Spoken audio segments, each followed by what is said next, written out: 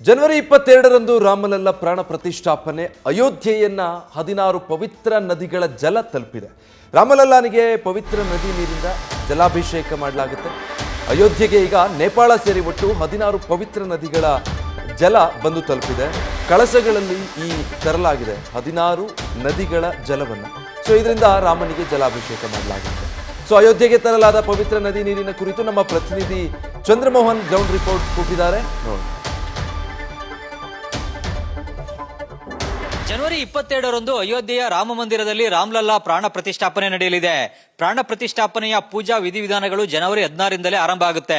ಮುಖ್ಯವಾಗಿ ಜನವರಿ 22ನೇ ತಾರೀಕು ಮಧ್ಯಾಹ್ನ 12 ಗಂಟೆಯ ಬಳಿಕ ರಾಮಲಲ್ಲಾನ ಪ್ರಾಣ ಪ್ರತಿಷ್ಠಾಪನೆ ನಡೆಯುತ್ತೆ. ಬೇರೆ ಬೇರೆ ಪಂಡಿತರುಗಳು ಈ ಪ್ರಾಣ ಪ್ರತಿಷ್ಠಾಪನೆಯನ್ನ ನೆರವೇರಿಸಲಿದ್ದಾರೆ.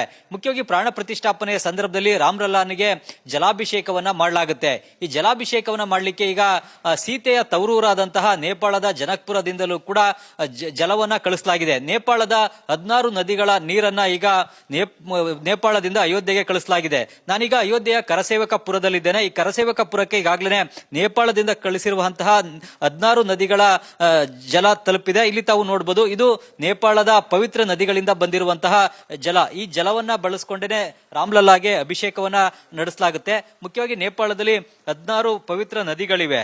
ಬೇರೆ ಬೇರೆ ಪಾತ್ರೆಗಳಲ್ಲಿ ಸಂಗ್ರಹಿಸಿ ಈಗ ಇಲ್ಲಿಗೆ ಅಯೋಧ್ಯೆಗೆ ಕಳಿಸಲಾಗಿದೆ. ನೇಪಾಳದಲ್ಲಿ ಬಾಗಮತಿ ನದಿ, ನಾರಾಯಣಿ ನದಿ, ಗಂಗಾಸಾಗರ, ದೂದ್ಮತಿ, ಕಾಳಿ, ಗಂಡಕಿ, ಕೋಸಿ, ಕಮಲಾ ಸೇರಿದಂತೆ ಬೇರೆ ಬೇರೆ 16 ನದಿಗಳು ಹರಿಯುತ್ತವೆ. ಈ 16 ಪವಿತ್ರ ನದಿಗಳ ನೀರನ್ನ ಸಂಗ್ರಹಿಸಿ ಈಗ ರಾಮಲಲ್ಲಾನ ಜಲಾಭಿಷೇಕಕ್ಕೋಸ್ಕರನೇ ಅಯೋಧ್ಯೆಗೆ ನೀರನ್ನ ಕಳಿಸಲಾಗಿದೆ.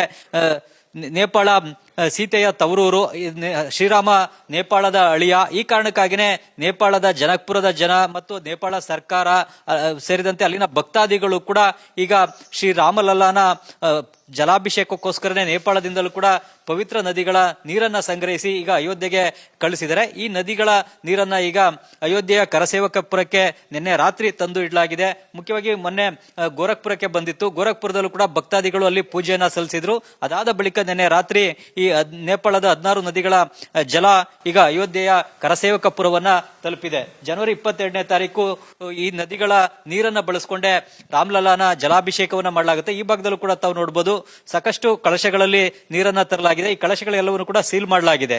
ಯಾರು ಕೂಡ ತೆಗಿಬಾರದು ಅನ್ನೋ ಕಾರಣಕ್ಕಾಗಿನೇ ಜನವರಿ 22ನೇ ತಾರೀಕಿನೇ ತೆಗೆದು ಈ ಕಳಶಗಳ ನೀರನ್ನ ಬಳಸಿಕೊಂಡೇ ಶ್ರೀ ರಾಮಲಲ್ಲಾನಿಗೆ ಜಲಾಭಿಷೇಕವನ್ನ ನೆರವೇರಿಸಲಾಗುತ್ತೆ. ಈಗ ಅಯೋಧ್ಯೆಯಲ್ಲಿ ರಾಮ ಮಂದಿರ ನಿರ್ಮಾಣ ಆಗಿರೋದು ಭಾರತದ ಶ್ರೀರಾಮನ ಭಕ್ತಾದಿಗಳಿಗೆ ಮಾತ್ರ ಅಲ್ಲದೆ ನೇಪಾಳದ ಜನರಿಗೂ ಕೂಡ ಸಾಕಷ್ಟು ಖುಷಿ, ಸಂತೋಷವನ್ನು ಕೂಡ ಕೊಟ್ಟಿದೆ. ಶ್ರೀರಾಮ ನಮ್ಮ ದೇಶದ ಅಳಿಯ, ಸೀತೆ ಜನಕ್ಪುರದಲ್ಲಿ ಹುಟ್ಟಿದವಳು, ಜನಕ ಮಹಾರಾಜನ ಮಗಳು ಅನ್ನುವ ಒಂದು ನಂಬಿಕೆ, ಭಾವನೆ ನೇಪಾಳದ ಜನರಿಗಿದೆ. ಈ ಕಾರಣಕ್ಕಾಗಿನೇ ಈಗ ನೇಪಾಳದ 16 ಪವಿತ್ರ ನದಿಗಳ ಜಲವನ್ನ ಈಗ ಅಯೋಧ್ಯೆಗೆ ಕಳಿಸಲಾಗಿದೆ. ಕ್ಯಾಮರಾಮನ್ ರಘು ಜೊತೆ Chandramohan, news first, Ayodhya. News first, ನಿರ್ಭೀತಿಯಿಂದ ನಿಮ್ಮ ಪರವಾಗಿ.